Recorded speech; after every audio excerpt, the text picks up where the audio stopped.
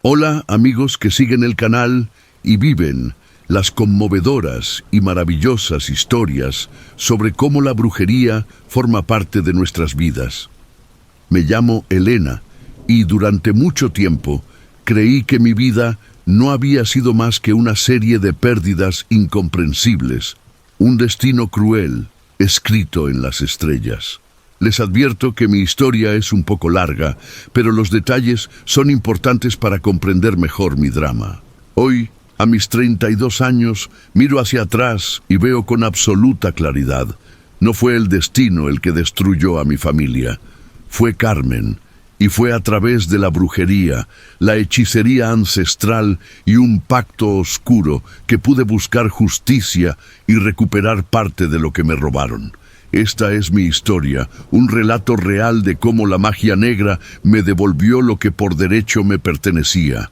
Antes de continuar, les pido que se suscriban al canal y colaboren, porque es maravilloso tener un espacio como este para compartir nuestras historias y desahogarnos. Al final, díganme si harían lo mismo que yo, es decir, buscar venganza. Nací en Campos dos Goytacazes, interior de Río de Janeiro, en una familia que muchos considerarían privilegiada. Mis padres, Augusto y Mariana, eran propietarios de 3 haciendas productivas en la región y también dueños de una cadena de farmacias que prosperaba. Nuestra casa era una mansión colonial amarilla con ventanas azules, rodeada de jardines inmensos, donde mi hermano Lucas y yo jugábamos todos los días. Lucas tenía 8 años cuando todo comenzó a desmoronarse, y yo apenas 6. Éramos niños felices, inocentes, protegidos por un capullo de amor y seguridad que jamás pensé que pudiera romperse tan brutalmente. Recuerdo perfectamente aquella mañana de septiembre. Mamá despertó con una fiebre altísima y dolores en el cuerpo que la hacían gemir incluso mientras intentaba ser fuerte para no asustarnos. Papá, siempre tan controlado y sereno, por primera vez mostró verdadero pánico en sus ojos castaños. Fue hospitalizada esa misma tarde y el diagnóstico vino como un golpe: neumonía grave, complicada por una infección bacteriana resistente. Permaneció internada casi 2 meses, entrando y saliendo de la UCI, mientras papá se dividía entre el hospital, el trabajo y nosotros dos niños que no comprendían por qué mamá había desaparecido de repente. Fue mi abuela paterna, doña Hortensia, quien sugirió contratar una niñera. Augusto, no puedes dejar a estos niños solos con las empleadas todo el día. Necesitan a alguien dedicado exclusivamente a ellos, alguien que pueda darles atención, cariño, estructura. Papá, exhausto y desesperado, estuvo de acuerdo. Así fue como Carmen entró en nuestras vidas como una serpiente disfrazada de salvadora. Ella llegó una tarde de octubre, trayendo consigo una maleta vieja y una sonrisa que en esa época me pareció cálida. Carmen tenía cerca de 35 años, cabello negro liso, recogido siempre en un moño apretado, ojos oscuros y una voz suave que sabía exactamente cuándo usar para tranquilizarnos. Era delgada, alta, llevaba ropa sencilla pero siempre limpia, y tenía una forma de mirarnos que hoy, tantos años después, reconozco como calculadora. Ella nos estudiaba la casa, los hábitos, las rutinas, las debilidades de cada uno. En los primeros meses, Carmen fue impecable. Se despertaba temprano, preparaba nuestro desayuno, nos llevaba a la escuela, nos recogía, nos ayudaba con las tareas, inventaba juegos. Por la noche, cuando papá llegaba del hospital visiblemente destruido, ella ya tenía la cena lista, la casa arreglada, y nosotros dos ya bañados y en pijama. «Qué bendición que hayas encontrado a esta mujer, Augusto», comentó mi abuela una vez. «Es un ángel». Un ángel. Qué terriblemente nos engañamos sobre la verdadera naturaleza de esa mujer. Cuando mamá finalmente fue dada de alta, más delgada y frágil como nunca la habíamos visto, Carmen se ofreció para seguir ayudando. Doña Mariana necesita recuperarse completamente y sé que usted tiene mucho trabajo acumulado. Puedo seguir cuidando de los niños, administrando la casa. Sería un placer. Mamá, aún debilitada y agradecida por toda la ayuda que Carmen me había dado, aceptó. Y así, esa mujer se volvió parte permanente de nuestro cotidiano. Durante casi 2 años, mantuvimos una rutina que parecía normal. Mamá volvió gradualmente al trabajo, retomando su puesto en las farmacias y administrando los negocios familiares junto a papá. Lucas y yo crecíamos, jugábamos, estudiábamos. Pero había algo que mi memoria infantil registró sin comprender. Carmen siempre estaba presente, siempre. En las cenas familiares, ella preparaba la comida y quedaba cerca. En las fiestas, organizaba todo y permanecía observando. Cuando mis padres conversaban sobre negocios, entraba con café y discretamente escuchaba todo. Se estaba infiltrando, tejiendo una red invisible a nuestro alrededor. Y entonces vino la tragedia que cambiaría todo para siempre. Era un viernes lluvioso de marzo. Mamá había salido temprano del trabajo para recoger un pastel encargado para el cumpleaños de Lucas, que cumpliría 10 años el domingo. La lluvia caía fuerte, de esas tormentas violentas del interior fluminense que transforman las calles en ríos. Ella conducía nuestra camioneta blanca por la carretera cuando un camión sin control invadió el carril contrario. La colisión fue frontal, devastadora, instantánea. Mariana Almeida Santos murió antes de que la ambulancia llegara. Tenía apenas 38 años. El velatorio es un borrón de dolor en mi memoria. Recuerdo personas vestidas de negro, llanto, Lucas apretando mi mano con tanta fuerza que dejó marcas, papá inmóvil delante del ataúd como una estatua de sal. Y recuerdo a Carmen, siempre presente, organizando todo, recibiendo a los familiares, cuidando de nosotros. ¡Qué mujer tan servicial!, escuché comentar a alguien. En estos momentos uno ve quién realmente importa. La depresión de papá comenzó sutilmente. Al principio era solo la tristeza natural de quien pierde a la esposa amada, pero se fue profundizando, volviéndose algo más oscuro, más devorador.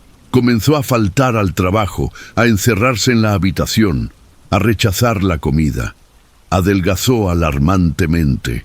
Dejó de afeitarse, de vestirse apropiadamente, de mirarnos a los ojos. Era como si hubiera muerto junto con mamá, pero su cuerpo seguía respirando por pura inercia biológica.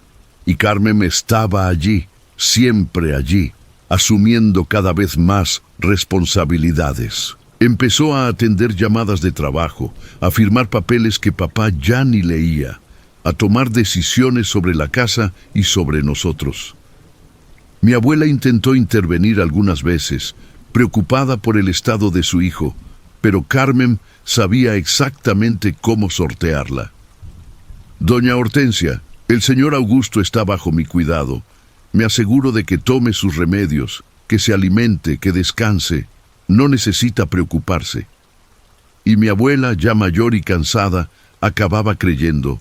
Lo que ninguno de nosotros sabía era lo que ocurría en la habitación de papá durante las noches. Carmen entraba allí con tés, con sopas, con palabras susurradas. Pasaba horas conversando con él, consolándolo, envolviéndolo y colocando algo más en esas bebidas que preparaba exclusivamente para él. Mucho tiempo después, descubriría a través de una investigación dolorosa que eran hierbas específicas preparadas en rituales nocturnos que Carmen hacía encerrada en su cuarto. Hierbas que confundían la mente, que quebraban la voluntad, que volvían a una persona influenciable, manipulable, dependiente. 6 meses después de la muerte de mamá, Carmen se mudó al cuarto principal. Es para cuidarlo mejor durante la noche, explicó a las empleadas, que ya se sentían incómodas con la situación, pero no tenían valor para cuestionar. 3 meses después, papá firmó poderes dándole a ella control sobre todas sus cuentas bancarias. 2 meses después de eso, cambió su testamento. Y en menos de 1 año tras la muerte de mi madre, Augusto Almeida Santos, el hombre fuerte y próspero que conocíamos, estaba completamente bajo el control de Carmen. Pero lo peor aún estaba por venir. Papá empezó a presentar síntomas extraños. Tos persistente, falta de aire, dolores en el pecho. Carmen insistía en que eran solo secuelas de la depresión, del cigarro que él había vuelto a fumar, del estrés, pero los síntomas empeoraban. Cuando finalmente fue llevado al hospital, por insistencia de mi abuela, el diagnóstico fue aterrador. Cáncer de pulmón avanzado, ya con metástasis. Los médicos calcularon que tenía como máximo 6 meses de vida. Fueron 4. Papá murió una mañana de domingo, con Lucas y yo afuera del cuarto porque Carmen dijo que los niños no deben ver esto. Teníamos 10 y 8 años respectivamente. En menos de 15 meses habíamos perdido padre y madre. Éramos huérfanos. Y estábamos completamente a merced de una mujer que ahora mostraba su verdadera cara. Al día siguiente del entierro de papá, Carmen nos reunió en la sala. Su expresión ya no tenía nada de maternal ni cariñosa. Era fría, calculadora, cruel. «Vengo a darles una noticia», dijo sin rodeos.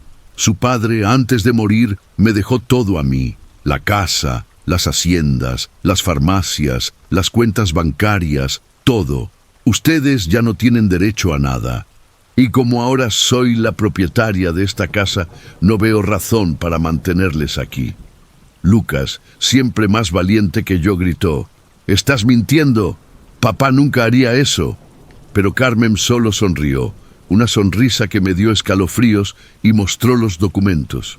Todos estaban ahí, firmados por papá, reconocidos legalmente. Toda nuestra fortuna, construida por generaciones de la familia Santos, ahora pertenecía a la niñera. Mi abuela intentó luchar. Contrató abogados, trató de demostrar que papá no estaba en su sano juicio, que había sido manipulado. Pero Carmen se había preparado minuciosamente. Había informes médicos certificando que papá estaba plenamente capaz al firmar los documentos. Había testigos, todos comprados o engañados, que afirmaban que la relación entre ellos era genuina. La justicia, lenta y burocrática, no nos dio la razón. 3 semanas después, Lucas y yo fuimos llevados al orfanato de las Hermanas de la Caridad, allí mismo en Campos. Carmen ni siquiera se molestó en llevarnos personalmente. Mandó a uno de los empleados de la hacienda, ahora su subordinado, para dejarnos allí con 2 pequeñas maletas de ropa. Mi abuela, con el corazón roto y la salud debilitada, falleció menos de 1 año después. Dicen que fue de pena, de tristeza, por haber visto cómo destruían a la familia sin poder hacer nada. El orfanato de las monjas era un edificio viejo, de paredes descascaradas y olor a humedad. Estaba en el fondo de una iglesia centenaria, rodeado por un muro alto que me hacía sentir prisionera. Pero las hermanas eran bondadosas, especialmente la hermana Teresa, una señora bajita de gafas redondas que cuidaba la biblioteca y siempre tenía una palabra amable. Fue ella quien me enseñó que la educación sería mi única salida de allí. Los primeros meses fueron devastadores. Lloraba todas las noches, abrazada a la almohada delgada, tratando de recordar el aroma de mamá, la voz de papá, la sensación de seguridad que nunca más tuve. Lucas, en el dormitorio de los chicos, estaba igualmente destruido, pero intentaba ser fuerte por mí. Nos encontrábamos durante los intervalos de las comidas y él me agarraba la mano, susurrando: «Vamos a salir de aquí, Elena. Un día creceremos y recuperaremos lo que es nuestro». Pero los años pasaban y esa promesa parecía cada vez más distante. Lucas cumplió 18 primero. y salió del orfanato para trabajar en un taller mecánico. Consiguió cuartito en una pensión en la periferia de la ciudad y prometió que cuando yo cumpliera 18 viviríamos juntos. Pero 6 meses antes de que yo alcanzara la mayoría de edad, Lucas murió en un accidente en el taller. Una falla en el gato hidráulico hizo que un coche cayera sobre él. Muerte instantánea, dijeron. Pero hasta hoy tengo mis dudas. Carmen tenía ojos en todas partes. ¿Acaso veía a Lucas como una amenaza? Cuando finalmente salí del orfanato, a los 18 recién cumplidos, estaba completamente sola en el mundo. No tenía familia, ni dinero, ni referencias. Pero tenía algo que ni Carmen me quitó: educación. Las monjas se aseguraron de que terminara la secundaria y por esfuerzo propio y una beca, logré hacer un curso técnico en administración. Mi sueño era estudiar enfermería, tal vez medicina, honrando la memoria de la madre que tanto luchó por la vida. Pero los sueños cuestan dinero, y justo eso era lo que me faltaba. Conseguí mi primer empleo en la cafetería Belle Époque, un local famoso en el centro de Campos. Era un lugar encantador, con paredes de ladrillo a la vista, candelabros antiguos de cristal, mesas de mármol y un menú sofisticado que atraía a la élite de la ciudad. Trabajaba como mesera, usando un uniforme impecable blanco y negro, cargando bandejas pesadas, memorizando pedidos complejos, sonriendo a clientes que muchas veces me trataban como invisible. Los primeros meses fueron extenuantes. Trabajaba de 7 de la mañana a 4 de la tarde, luego corría a un segundo trabajo en un supermercado, donde me quedaba hasta las 10 de la noche. Dormía en un cuartito diminuto que compartía con otras 2 chicas. Me levantaba a las 5 de la mañana y vuelta a empezar. Mis pies siempre dolían, mi espalda protestaba, pero no podía parar. Necesitaba sobrevivir, juntar dinero, de algún modo reconstruir una vida. Fue en Belle Époque donde conocí a Solange. Ella tenía 23 años, 5 más que yo, y trabajaba como barista. Era una mujer negra hermosísima, con cabello rizado largo recogido en un moño alto, sonrisa amplia y una energía contagiosa que iluminaba el ambiente. Solange tenía ese don raro de hacer sentir a cualquier persona vista, importante, especial. Fue ella quien notó en la primera semana que apenas comía, guardando parte de mi almuerzo para la cena. «Chica, ¿no estás bien?», me dijo un día, llevándome al depósito en el fondo durante nuestro descanso. «¿Estás comiendo bien? ¿Dónde vives? ¿Estás pudiendo pagar tus cuentas?». Traté de mentir, decir que todo estaba bien, pero ella tenía esos ojos que veían a través de cualquier máscara. Así que, por primera vez desde la muerte de Lucas, lloré delante de alguien. Me derrumbé. Conté todo. Solange no juzgó, no dio consejos vacíos. Simplemente actuó. Llamó a una prima que tenía un apartamento pequeño con un cuarto extra y consiguió que me mudara allí pagando la mitad de lo que pagaba antes. Empezó a llevar almuerzos extra para compartir conmigo. Me presentó a un amigo abogado que aceptó mirar mi caso sin cobrar nada al comienzo. Y, lo más importante, se volvió la amiga que desesperadamente necesitaba, la hermana que el cruel destino me había arrebatado. «Elena, tienes que entender una cosa», me dijo Solange una noche, mientras tomábamos té en el diminuto apartamento que ahora compartía con su prima Joana. Existen personas malvadas en este mundo. Gente que usa la bondad de otros como escalera. Esa Carmen no te robó por accidente, lo planeó, y tienes que descubrir exactamente cómo. Fue Solange quien me empujó a investigar mi pasado. Hasta ese entonces vivía en una especie de negación, evitando pensar demasiado sobre cómo mi familia se había destruido tan rápida y completamente. Pero ella tenía razón. Necesitaba respuestas. Debía comprender cómo una niñera pudo quedarse con todo de una familia establecida, burlando leyes, engañando abogados, destruyendo vidas. Empezamos por los certificados de defunción. Conseguí copias de los de mamá, accidente de tráfico, todo documentado. Pero el de papá levantó interrogantes. Cáncer de pulmón fulminante en un hombre de 41 años, que no fumaba hasta la muerte de mamá. Médicos que pude localizar a través del abogado amigo de Solange confirmaron que era raro, pero posible. Sin embargo, uno de ellos, ya jubilado y sin nada que perder, admitió en privado que había algo extraño en ese caso, pero nada comprobable. Investigamos las transacciones financieras. Papá había transferido fortunas a cuentas de Carmen en sus últimos meses de vida. Vendió acciones, liquidó inversiones, vació cuentas de ahorro destinadas a la educación de Lucas y mía.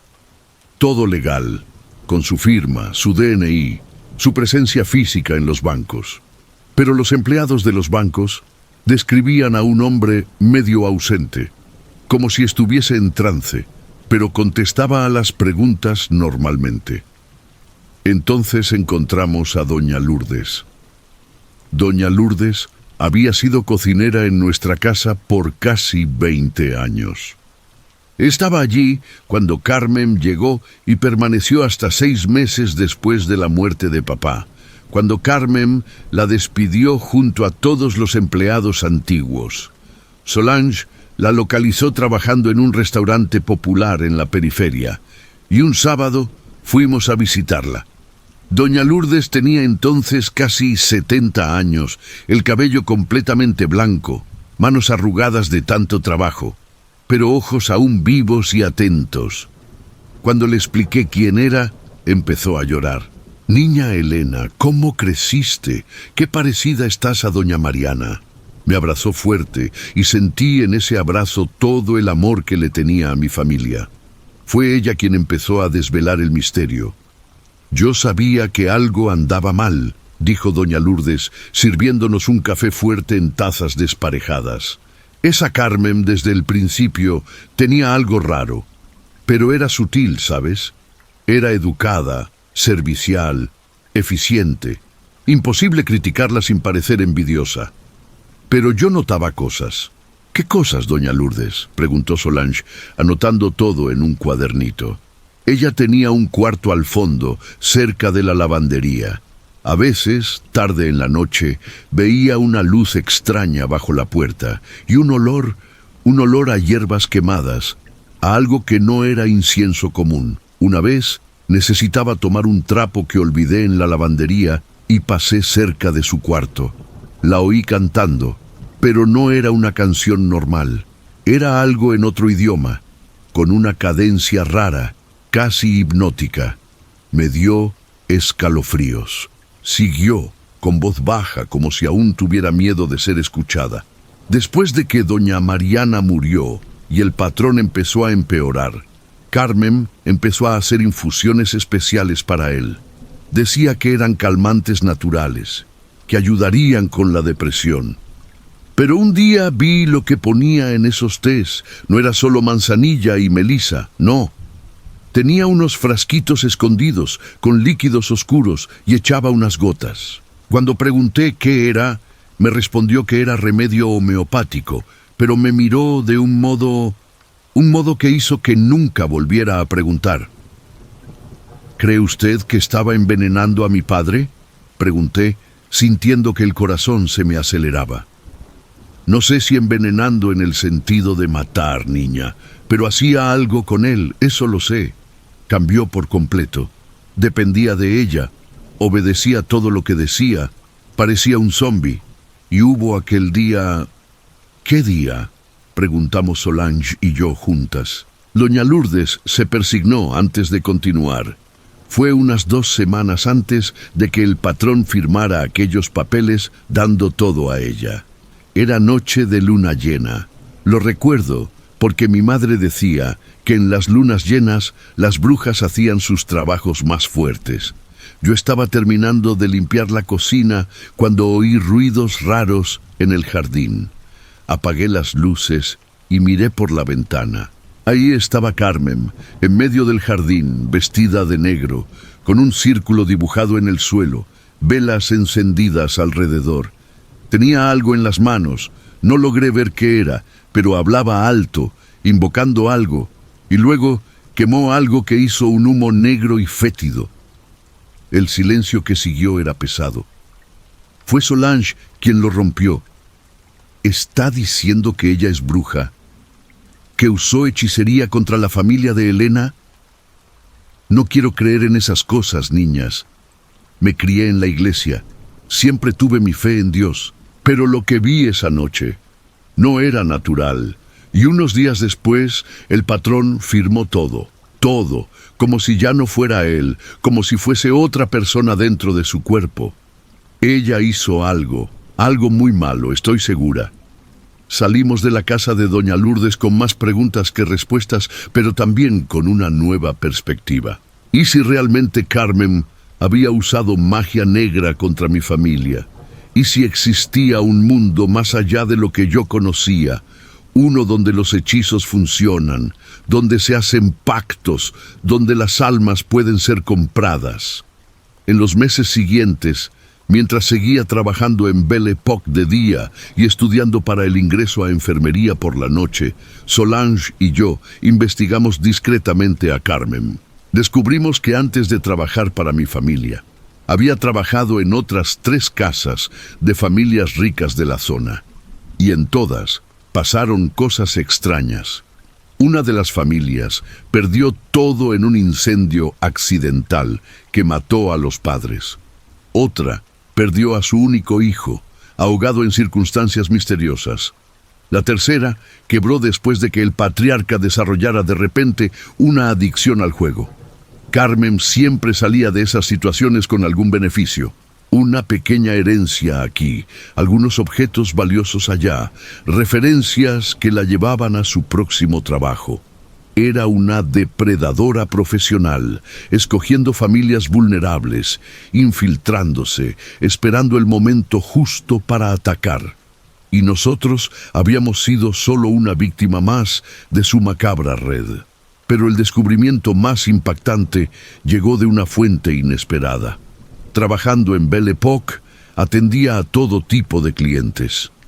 Un día, una señora mayor se sentó en una de mis mesas. Tenía el cabello blanco largo, ojos azules penetrantes que parecían ver a través de mí, y llevaba varias pulseras de plata con símbolos que no reconocí. Solo pidió un té de hierbas y me observó mientras yo trabajaba. Antes de irse, me llamó. «Chica, ¿puedo hacerte una pregunta personal?» Dudosa, asentí. «Has perdido mucho, ¿verdad? Familia, hogar, seguridad. Todo te fue quitado por alguien que usó artes oscuras para lograrlo». Me helé. ¿Cómo sabía ella eso? «¿Quién es usted?», logré preguntar. «Me llamo Esmeralda y ayudo a personas como tú». Esmeralda me dio una tarjeta simple, solo con una dirección escrita a mano. Calle de las Acacias, 666. Cuando estés lista para enfrentar lo que te han hecho y hacer justicia, búscame. Pero solo ven si estás absolutamente segura. Lo que ofrezco no es para los débiles de corazón. Esa noche le mostré la tarjeta a Solange. Ella me miró seria. «Elena, sabes lo que esto significa, ¿verdad? Esa mujer te está ofreciendo usar magia también. Te ofrece combatir fuego con fuego».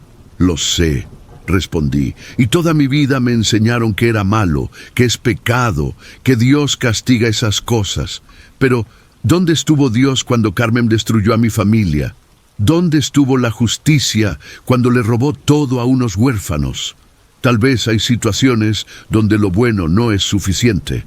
Tal vez sea necesario descender a las sombras para derrotar a quien vive en ellas». Solange me tomó las manos. «Si decides hacerlo, no voy a juzgarte, pero piénsalo bien, porque no hay vuelta atrás. Y lo que sea que descubras, lo que sea que tengas que hacer, no lo vas a hacer sola, estoy contigo». Me tomó 2 semanas decidirme. 2 semanas de noches sin dormir, de debates internos, de poner pros y contras en la balanza. Pero cada vez que cerraba los ojos, veía el rostro de mamá, de papá, de Lucas. Veía la infancia robada, los sueños destrozados, la vida que debía haber sido mía, y la rabia superaba cualquier duda moral. Un sábado por la tarde, Solange y yo fuimos juntas a la dirección que Esmeralda había dado. La calle de las Acacias estaba en un barrio antiguo de campos, con casas coloniales conservadas y calles de adoquines. El número 666 era una construcción de 2 pisos, pintada de violeta oscuro, con ventanas de madera y un jardín salvaje al frente, lleno de plantas que nunca había visto. Golpeamos la puerta de madera tallada con símbolos extraños. Esmeralda abrió con un vestido largo negro y un chal de encaje. Sonrió al vernos. «Sabía que vendrías y trajiste a tu guardiana. Ya veo. Inteligente. Pasen». El interior de la casa era como entrar en otro mundo. Las paredes estaban cubiertas de estantes repletos de libros antiguos, frascos de vidrio con contenidos variados, hierbas secas colgando del techo, cristales de todos los tamaños y colores. Había un intenso aroma a incienso, algo entre sándalo y mirra, mezclado con otras fragancias que no supe identificar. Velas encendidas en todos los rincones proyectaban sombras danzantes. Esmeralda nos condujo a una sala al fondo, donde había una mesa redonda cubierta con un paño de terciopelo negro. Sobre la mesa, un mazo de tarot, un pequeño caldero de hierro, varias velas de colores diferentes y objetos que daban escalofríos solo de ver. «Siéntate», ordenó amablemente señalando sillas de madera tallada. Obedecimos. «Elena, sé por qué estás aquí. Sé lo que le hicieron a tu familia. Y sí, puedo ayudarte. Pero antes necesitas entender algunas cosas fundamentales».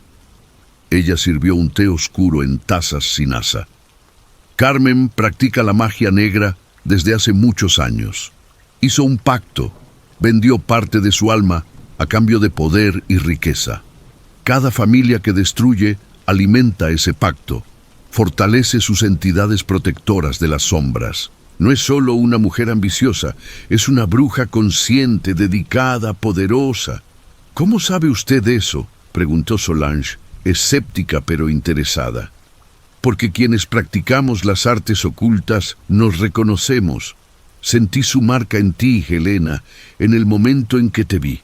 Llevas el rastro de un hechizo antiguo, un conjuro de ruina y desgracia que fue lanzado sobre tu familia.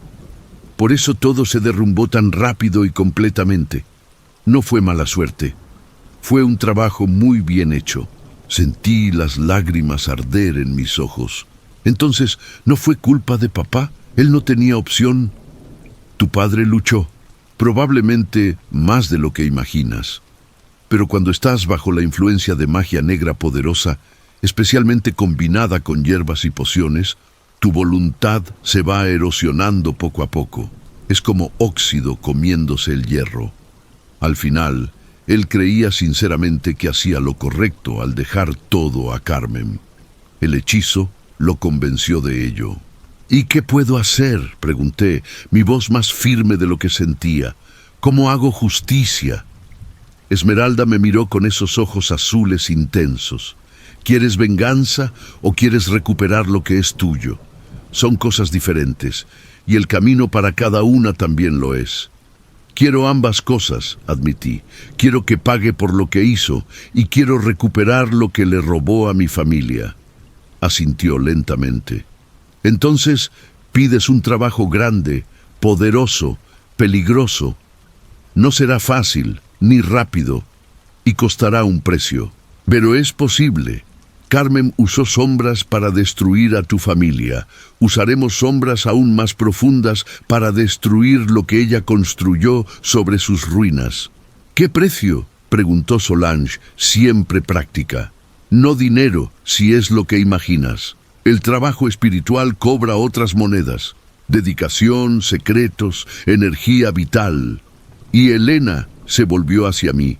Deberás confrontar también tus propias sombras. Tendrás que aceptar que ensuciarás tus manos. No saldrás de esta batalla siendo la persona inocente que eras cuando niña. ¿Estás dispuesta?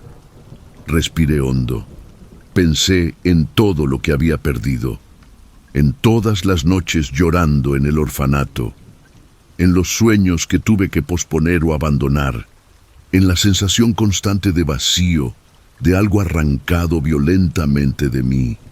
Sí, estoy dispuesta. Esmeralda sonrió, pero no era una sonrisa reconfortante.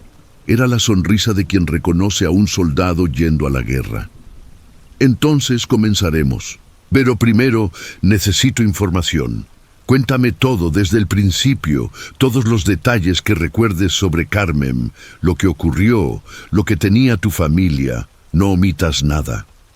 Pasamos las siguientes 3 horas conversando. Le conté todo lo que recordaba, todo lo que doña Lourdes había revelado, todos los documentos que el abogado amigo de Solange había conseguido. Esmeralda escuchaba atentamente, a veces haciendo preguntas detalladas o apuntando algo en un cuaderno antiguo de tapa de cuero. Cuando terminé, se levantó. Bien, el trabajo que Carmen hizo contra tu familia tuvo varias etapas. Primero, marcó tu casa, probablemente plantando objetos específicos en lugares estratégicos. Luego trabajó sobre tu madre, posiblemente causando o agravando la enfermedad. Después, trabajó sobre tu padre con pociones y conjuros de dominación y enfermedad. Y por último, selló todo con un ritual de transferencia de fortuna. Es magia negra de alto nivel. ¿Y cómo deshacemos eso?, pregunté. No lo deshacemos, lo revertimos. Carmen creó un flujo de energía negativa de tu familia hacia ella. Crearemos uno aún más potente, que pase de ella de vuelta a ti. Pero para eso necesitamos algunos objetos específicos. Tomó un papel y empezó a escribir. Primero, necesitamos tierra de la tumba de tu madre. Segundo, necesitamos algo que haya pertenecido a tu padre. Idealmente algo que usara siempre, que tenga su esencia. Tercero, necesitamos un objeto personal de Carmen, algo que ella use frecuentemente o tenga gran valor para ella. Y cuarto, me miró seria, necesitamos tu sangre. ¿Sangre? Solange se sobresaltó. ¿Qué tipo de ritual es ese? Un ritual de justicia y reversión. La sangre es vida, es poder, es conexión. Helena debe alimentar el trabajo con su propia esencia para que resulte lo bastante fuerte, pero no mucho, solo unas gotas. Algunos objetos podría conseguirlos, otros serían grandes retos. Solange y yo fuimos al cementerio San Juan Bautista una mañana de domingo, cuando había menos gente. Encontramos la tumba de la familia Santos, donde mamá y papá estaban enterrados lado a lado. El lugar estaba abandonado, con maleza creciendo entre las lápidas, y eso me rompía el corazón. Carmen no había pagado el mantenimiento, aun teniendo toda la fortuna de la familia. Con una cuchara pequeña y una bolsa, recogí un poco de tierra frente a la tumba de mamá, susurrando una petición de perdón y de ayuda. Sentí una brisa extraña en ese momento, aunque era un día sin viento, como si algo respondiera. El objeto de papá fue más difícil. Casi todo lo que era de él había sido vendido o tirado por Carmen. Pero recordé que doña Lourdes había mencionado haber guardado algunas pertenencias pequeñas que pudo salvar. Volvimos a su casa y, después de buscar mucho entre cajas viejas, encontró el reloj de pulsera de papá. Era un Omega antiguo que él había recibido de mi abuelo y usaba todos los días. Doña Lourdes lo había tomado del cuarto de papá después de su muerte, sabiendo que tenía valor sentimental. El objeto más difícil sería conseguir algo de Carmen. Descubrimos dónde vivía, en nuestra antigua mansión, por supuesto. Según nuestras investigaciones, la había renovado por completo, ostentando una riqueza que no había hecho nada por ganar. Daba fiestas frecuentes, usaba joyas caras, cambiaba de coche cada año. Solange tuvo una idea arriesgada. Belle Époque hace catering para eventos privados. Si conseguimos que contrate la cafetería para una fiesta, puedes entrar en la casa como mesera. Era peligroso. Carmen podría reconocerme, incluso después de tantos años, pero también era quizás nuestra única oportunidad. Hablamos con el gerente de Belle Époque, que aceptó hacer una propuesta irresistible de servicio para Carmen, y ella, siempre queriendo ostentar, aceptó. La fiesta sería en 2 semanas, para celebrar el cumpleaños de mi madre. Carmen me estaba celebrando el cumpleaños de la mujer a la que ayudó a matar, en la casa que le robó. La audacia y crueldad de esa mujer no tenían límites. El día de la fiesta me puse el uniforme de mesera con las manos temblorosas. Solange tenía turno conmigo, prometiendo vigilar y protegerme si algo salía mal. Llevamos bandejas de canapés, champán y postres a la mansión que había sido mi casa. Entrar allí de nuevo, después de más de 10 años, fue surrealista. Todo estaba diferente. Carmen había borrado toda huella de la familia Santos. Las paredes, que eran amarillas, ahora eran blancas. Los muebles antiguos de madera habían sido reemplazados por piezas modernas y frías. El jardín que mamá cuidaba con tanto esmero estaba totalmente rediseñado. Era como si mi familia jamás hubiera existido. Carmen estaba en el centro del salón, con un vestido rojo caro, el cabello suelto en ondas perfectamente hechas, riendo fuerte y bebiendo champán. Estaba más vieja, rondando los 50, pero aún reconocible. Y cuando sus ojos pasaron por mí, llevando una bandeja, hubo un momento de reconocimiento. Me vio, me reconoció y sonrió. Fue la sonrisa más aterradora que he recibido. No era de sorpresa ni miedo de ser descubierta. Era de deleite, placer, como un cazador admirando su trofeo. Sabía quién era yo y no tenía ningún miedo. ¿Por qué? Porque había destruido por completo mi vida y salió impune. Porque era intocable. Pero ese encuentro, aunque perturbador, me dio ventaja. Mientras ella se distraía conversando con los invitados, logré subir discretamente al 2.º piso. El cuarto principal, el que había sido de mis padres, ahora era de ella. Entré rápidamente, con el corazón acelerado, y busqué algo personal. En el tocador encontré un peine de plata con cabellos enganchados en él. Tomé algunos cabellos y los guardé en una pequeña bolsa que llevé escondida. Y entonces vi algo más. Una foto antigua, escondida en el cajón. Era una foto de un hombre que no reconocí, con una dedicatoria detrás. Para Carmen, con amor eterno, Rafael. No sabía quién era Rafael, ni por qué Carmen guardaba esa foto oculta, pero instintivamente sentí que era importante. Tomé una foto rápida con mi celular y devolví todo a su lugar. Salí del cuarto apenas segundos antes de escuchar pasos en el pasillo. Pudimos terminar el servicio y salir de la casa sin mayores incidentes. Pero esa noche soñé con Carmen. Estaba de pie en el jardín de la mansión, vestida de negro, con velas alrededor, exactamente como había descrito doña Lourdes. Y me miraba directamente, susurrando palabras que no lograba entender, pero que llenaban mi corazón de pavor. Llevé los cabellos de Carmen a Esmeralda al día siguiente. Ella los examinó cuidadosamente, los olió y puso una expresión de asco. Están cargados de energía negativa. Esa mujer está sumergida en tinieblas profundas. Perfecto para nuestros propósitos. Esmeralda comenzó los preparativos para el ritual principal. Explicó que elegiríamos la fecha cuidadosamente. Sería en luna nueva, época de finales y nuevos comienzos, y específicamente en un sábado, día tradicionalmente asociado a la justicia kármica y a Saturno, planeta de las consecuencias. Tendrás que ayunar durante 24 horas antes del ritual, instruyó.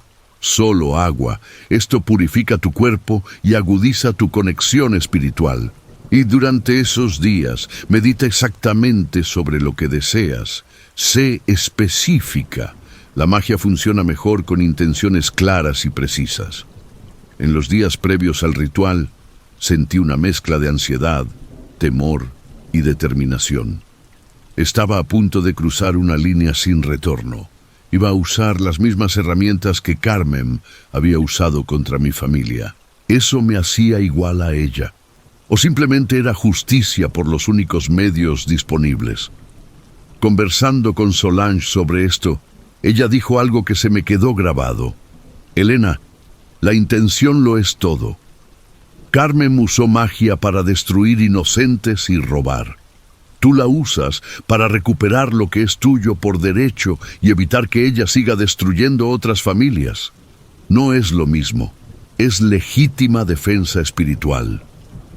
Llegó la noche del ritual. Era una noche sin luna, con cielo nublado y una sensación pesada en el aire, como si el propio ambiente supiera que algo importante estaba por ocurrir.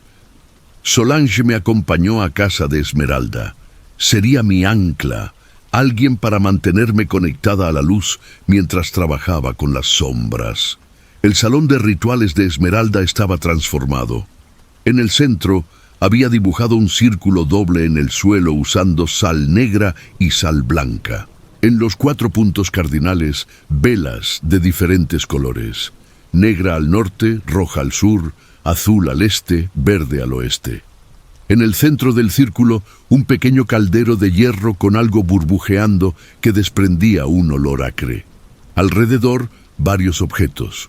Los cabellos de Carmen, la tierra de la tumba de mamá, el reloj de papá, cristales oscuros, hierbas que no reconocí, un muñeco de tela que presumiblemente representaba a Carmen.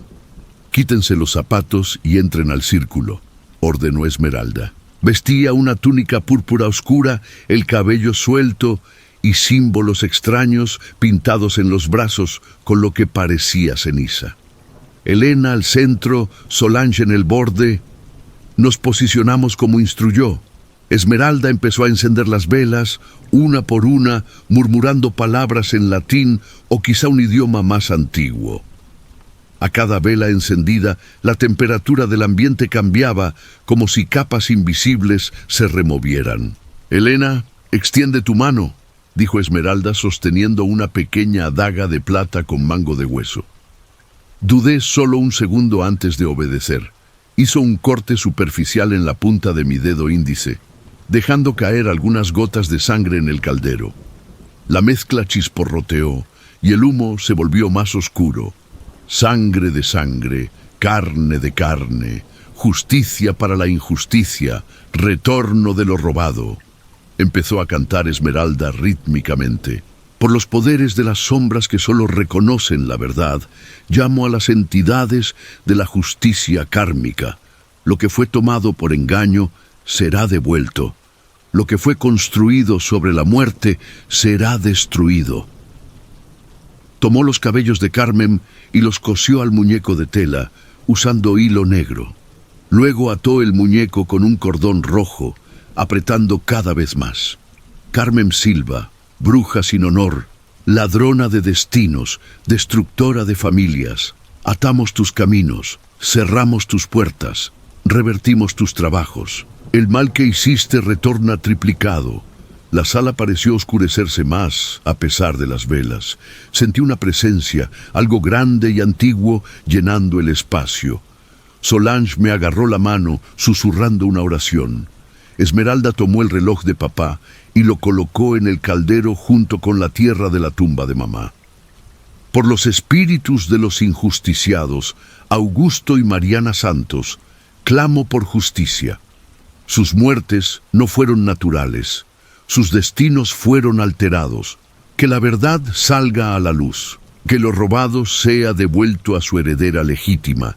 Que Elena Santos recupere su nombre, su herencia, su paz. Me dio una vela blanca.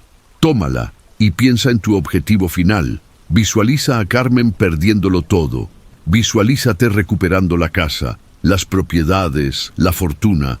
Visualiza la justicia hecha. Cerré los ojos e hice exactamente eso. Vi a Carmen envejeciendo rápidamente, enfermándose, siendo expuesta como fraude y mala bruja. Vi juicios ganados, propiedades recuperadas, cuentas transferidas. Vi la mansión amarilla volviendo a ser mía, restaurada como la tenía mamá. Vi, por fin, la paz. Ahora, dijo Esmeralda, tienes que hacer una petición a las entidades. Ellas te escuchan, pero recuerda, pide justicia, no venganza ciega. Hay una diferencia importante. Respiré hondo y hablé en voz alta, firme. Pido que Carmen Silva pierda todo lo que robó a mi familia, que su salud decline, que sus mentiras se destapen, que sufra en la misma medida que mi familia sufrió. Pero también pido que sobreviva para ver cómo le quitan todo, para que comprenda el dolor que causó. Y pido que la fortuna de los santos me sea devuelta como heredera legítima, para poder honrar la memoria de mis padres y reconstruir lo destruido. Hubo un momento de silencio absoluto, y entonces sentí como si algo me atravesara, una energía poderosa fluyendo a través de mí. No era agradable. Era como ser tocada por algo frío y antiguo, pero también sentí aceptación, como si mi pedido fuera escuchado y aprobado. Esmeralda lanzó hierbas secas en el caldero y el humo explotó en llamas verdes por un momento. Está hecho. El trabajo ha comenzado. Ahora debemos esperar. Toma tiempo deshacer años de magia negra, pero los resultados vendrán, y cuando vengan serán devastadores para ella. Los días siguientes me sentí extraña, como si alguien me observara, o como si parte de mí estuviera en otro lugar. Esmeralda dijo que era normal, que estaba conectada al trabajo iniciado y sentiría sus repercusiones. 3 semanas después llegaron las primeras noticias. Carmen había sido internada con una extraña enfermedad que los médicos no lograban diagnosticar correctamente. Perdía peso rápidamente, tenía fiebres constantes y dolores inexplicables. Solange, que tenía contactos en toda la ciudad, me mantenía informada. 2 semanas después, supimos que estaba vendiendo algunas propiedades, oficialmente, para costear tratamientos médicos caros. Pero las ventas eran apresuradas, por debajo del valor, como si estuviera desesperada. 1 mes después del ritual, comenzaron a surgir escándalos. Un periodista investigativo de la región empezó a publicar sobre herencias dudosas y mencionó específicamente el caso de la familia Santos. Viejos empleados comenzaron a dar entrevistas contando sobre cosas extrañas alrededor de la muerte de mi padre. Fue entonces cuando el abogado amigo de Solange me contactó con noticias impactantes. Elena, no sé qué está pasando, pero de repente mi demanda avanzó. Un nuevo juez tomó el caso, ordenó reabrir la investigación sobre la herencia y emplazó a Carmen a presentar documentación detallada de todo. Y además, peritos analizaron las firmas de los documentos originales hechos por tu padre. Hay firmas que muestran inconsistencias sugestivas de posible falsificación. ¿Cómo es posible?, pregunté incrédula. Ya hace años de eso. Yo tampoco entiendo. Es como si de repente todas las puertas antes cerradas se abrieran a la vez, y no es solo en tu caso. Carmen está siendo investigada por evasión fiscal también, y por ejercer la medicina ilegalmente.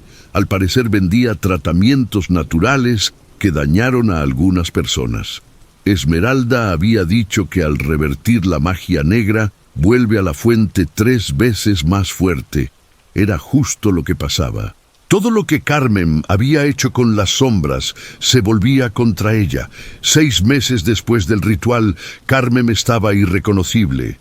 Vi una foto de ella saliendo de un hospital. Delgadísima, cabello blanco y ralo, piel amarilla, ojos hundidos. Parecía de 80 cuando aún no tenía ni 55. Una enfermedad que no sabían diagnosticar la consumía. y las pérdidas seguían. Juicios de otras familias que ella había dañado empezaron a surgir. Una de las haciendas fue confiscada para pagar deudas. Las farmacias se vendieron en subasta. La mansión, mi mansión, fue embargada. Fue cuando recibí una llamada inesperada. Era del bufete encargado de mi caso.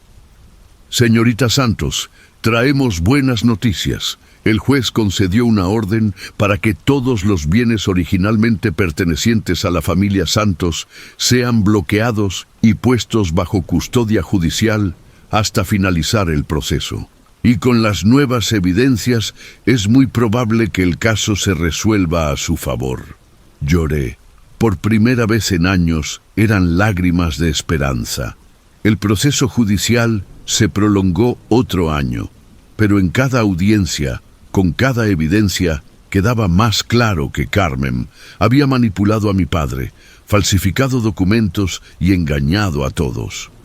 Su abogado intentó defender que todo era legal, que tenía documentación, que era víctima de persecución, pero algo flotaba en el aire, una sensación de que la verdad por fin emergía tras tantos años de estar sepultada.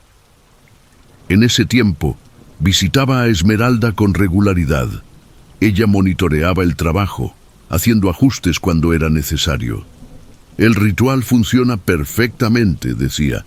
Carmen intentó contraatacar varias veces, haciendo sus propios trabajos, pero no tienen fuerza.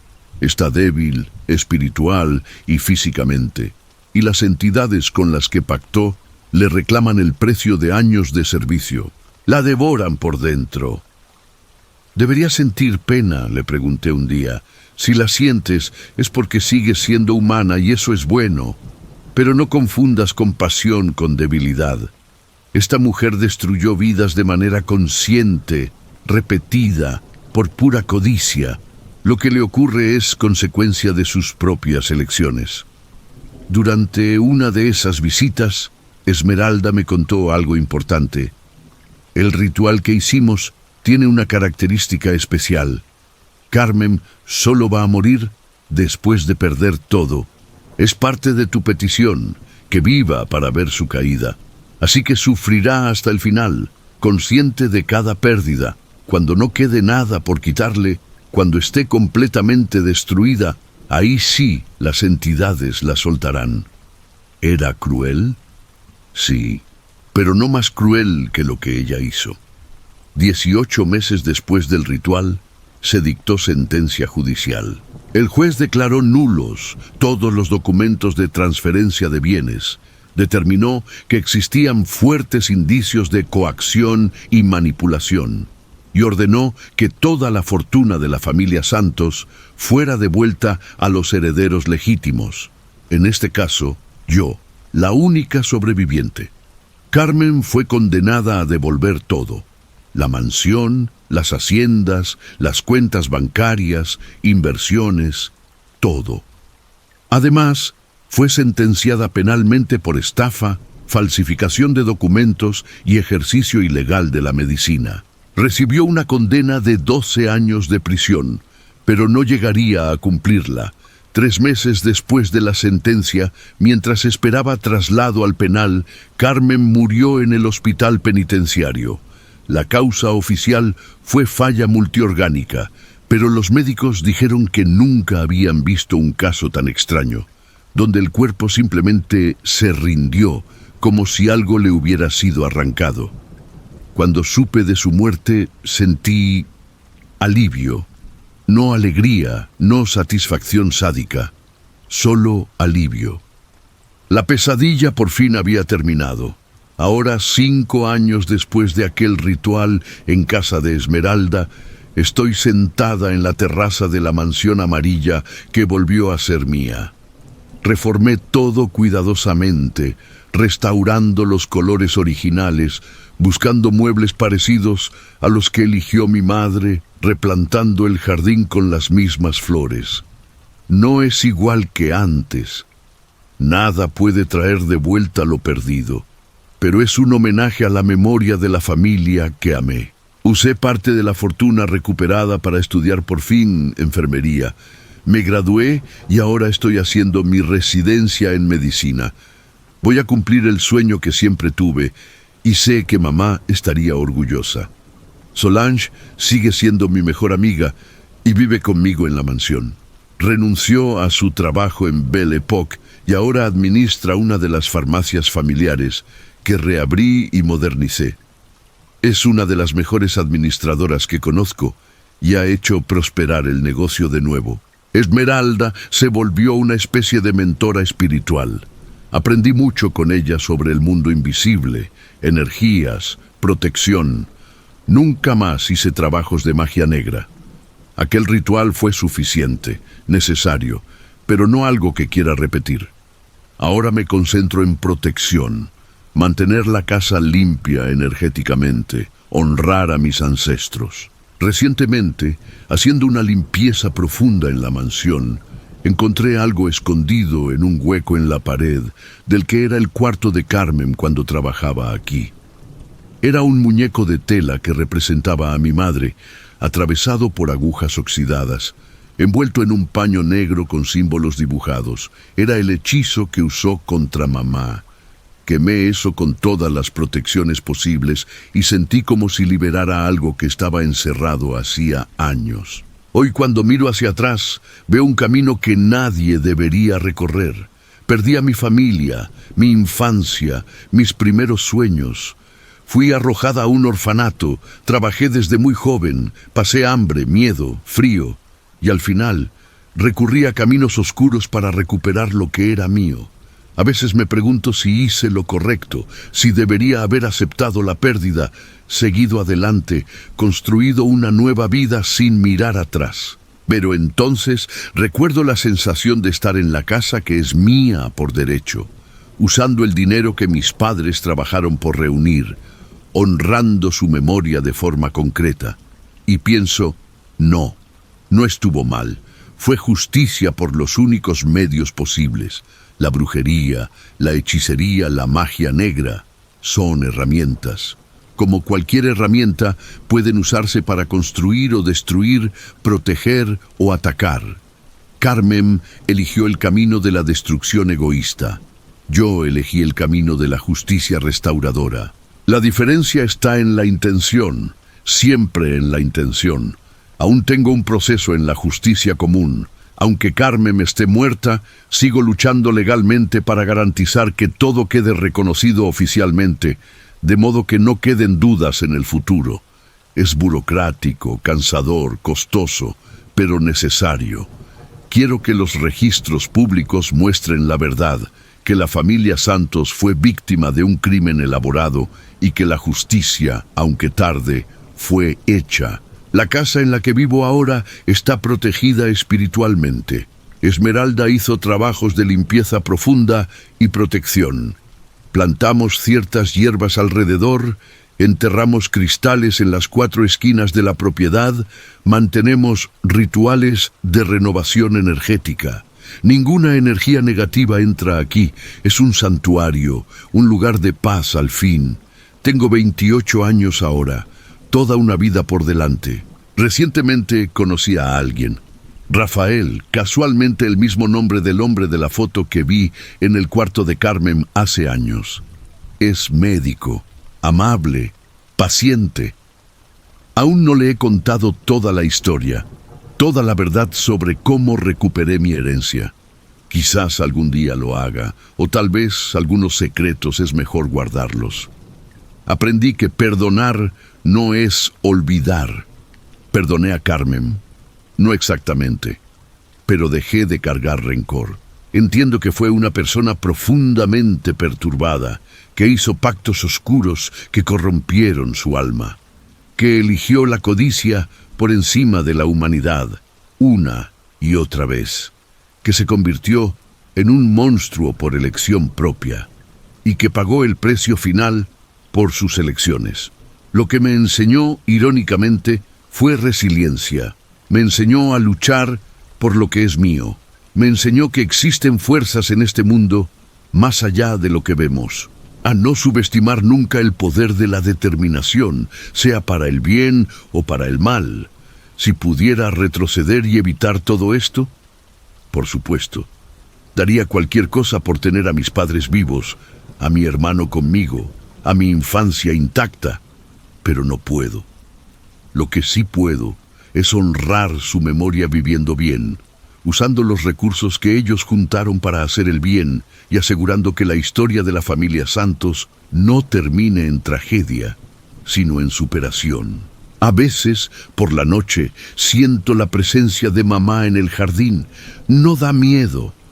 Es reconfortante, como si viniera a ver si estoy bien, si la casa está bien cuidada, si soy feliz. Y le puedo decir, a través de los velos que separan los mundos: sí, mamá, estoy bien, recuperé nuestra casa, estoy cumpliendo mis sueños, y nunca, nunca voy a olvidarlos. Hoy entiendo que el camino que recorrí, por más doloroso que haya sido, me forjó en alguien más fuerte de lo que jamás hubiera sido. Soy médica en formación, empresaria responsable, guardiana de una herencia familiar, practicante consciente de protección espiritual. Soy sobreviviente, soy luchadora. Y para cualquiera que esté leyendo esto, que haya pasado por injusticias parecidas, que haya sido robado, manipulado, destruido por alguien sin escrúpulos, dejo este mensaje: no te rindas. Busca justicia por todos los medios posibles. Lucha por lo que es tuyo. Y entiende que el universo, de una forma u otra, siempre termina equilibrando las cuentas. Puede demorar, puede exigir caminos inesperados, pero la justicia, verdadera y profunda, siempre llega. La historia de la familia Santos no es de víctimas que se quedaron derrotadas. Es de una sobreviviente que se negó a aceptar el robo de su destino, que descendió a las sombras cuando fue necesario, pero nunca perdió su esencia, que usó las mismas herramientas que sus enemigos, pero con otro corazón. Y ahora, sentada en la terraza de la casa que es mía por sangre y por derecho, observando el jardín que mamá amaba florecer otra vez, por fin puedo decir: encontré paz. No una paz ingenua que ignora lo que pasó, sino una paz conquistada, merecida, protegida. Esta es mi historia. Y si llegaste hasta aquí, gracias por leerla. Que sirva de inspiración, de advertencia, de guía. Que muestre que no estamos impotentes ante la maldad, que hay formas de luchar, de vencer, de recuperar lo perdido. Y que el destino de Carmen sirva de advertencia para cualquiera que piense en usar magia negra para destruir inocentes. Lo que envías al universo siempre, siempre retorna. Y cuando lo hace, regresa triplicado. Que la luz proteja a los justos, que las sombras castiguen a los crueles, y que cada uno reciba exactamente lo que merece, en esta vida o en la próxima.